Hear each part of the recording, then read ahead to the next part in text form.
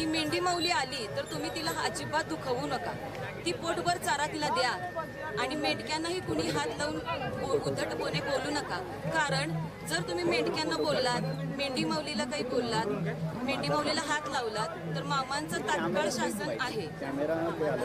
मामांना तुम्ही दुखवल्यासारखं आहे. म्हणून समस्त मला जगभरातील सर्व बाळूमामाच्या भक्तांना एक सांगणं आहे की मामांचा अंश आहे, मेंढी माऊली हा मामांचा अंश आहे. आणि मेंढी माऊलीला दुखवलं तर सद्गुरू बाळूमामाला, साक्षात ईश्वराला, शिवशंकराला दुखवल्यासारखं आहे. त्यामुळं जेवढी सेवा शक्य आहे तेवढी तुम्ही मेंढी माऊलीची सेवा करू शकता.